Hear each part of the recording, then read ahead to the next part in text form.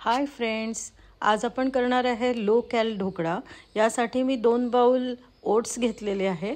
अगदी साधेवाले सफोला ओट्स घेतलेले आहे आणि याला थोडंसं आपण रोस्ट करून घेऊया, भाजून घेऊया, म्हणजे त्याच्यातलं मॉइश्चर निघून जाईल। ठीक आहे। त्यानंतर मग आता आपण मिक्सरच्या भांड्यामध्ये त्याची पावडर करून घेऊया। थोडी जाडसर असली तरी चालेल, रवासारखी आपली असली तरी चालेल। तर ही आपली पावडर तयार झालेली आहे आणि आता काय करायचं आहे, भांड्यामध्ये ती पावडर आपण काढून घेणार आहोत।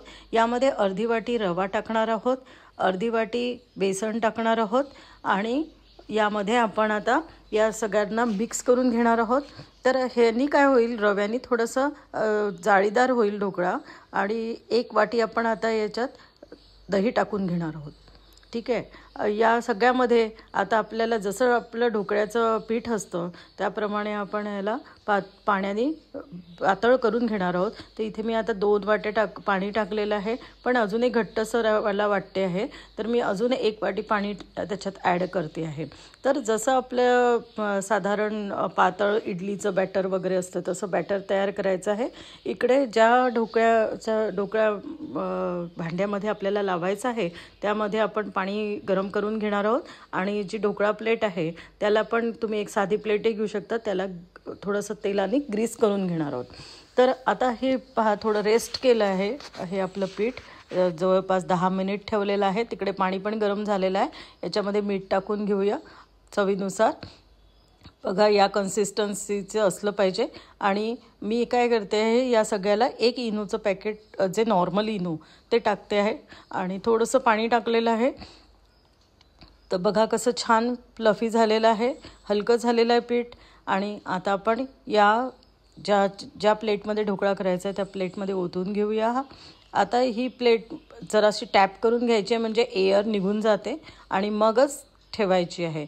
मला आवडतं म्हणून मी थोडे चिली फ्लेक्स, आणि दिसतंही सुंदर म्हणून वरून चिली फ्लेक्स टाकलेले आहे। ऑप्शनल आहे, तुम्हाला आवडत असल्यास करा। तर यानंतर मी आता हा ढोकळा 12 ते 15 मिनिट मीडियम फ्लेमवर ठेवणार आहे। तर तोपर्यंत उघडून पाहायचंच नाही आहे। ठीक आहे। तर इकडे काय करते आम्ही, थोडंसं तेल एका कढईत घेते आहे आणि त्याच्यात मोहरी, जिरं हे टाकून घेते आहे। तडतडल्यावर काय, आता त्याच्यात थोडासा हिंग टाकते आहे। आता यामध्ये आपण टाकूया हळद, ऑप्शनल आहे, तुम्हाला जर का व्हाईट ढोकळा ठेवायचा असेल तर नका टाकू। आणि कढीपत्ता टाकलेला आहे। त्यानंतर आता यामध्ये मी थोडंसं हिरवी मिरची टाकली आहे, तुमच्या आवडीनुसार टाका, जेवढी क्वांटिटी पाहिजे तशी। आणि किसलेलं जे आलं आहे ते पण मी टाकलेलं आहे। तर याप्रमाणे असं छान अशी आपली फोडणी तयार करून घेऊया आपण। आणि त्याला आपल्याला, कारण तयार झालेल्या ढोकळ्यावर घालायची आहे, आधी करून ठेवू शकता, असं काही नाही, गरमच हवी। तर इकडे आपण ढोकळ्याची पोझिशन पाहू, 15 मिनिट होत आलेले आहे, 15 मिनिट झालेले आहे। बघा, मी टेस्ट करते, आपला चाकू क्लीन आलेला आहे, म्हणजे आपला ढोकळा तयार आहे। कट करून घेऊया याला, तुमच्यानुसार तुम्हाला जसे आवडतील तसे पीसेस तयार करून घ्या।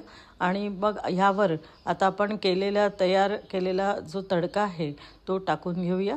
बघा, तुम्हाला जसा कोणाला आवडत नाही, तेल खायचं नसेल तर तुम्ही हे स्किप पण करू शकता, पण थोडंसं छान लागते म्हणून मी टाकलं। आवडली थोडीशी कोथिंबीर टाका बारीक चिरलेली। तयार आपला लो कॅल ओट्स ढोकळा। बघा, करून छान होतो आणि पटकन होतो आणि सगळ्यांना आवडतो, लहानांपासून। बाय।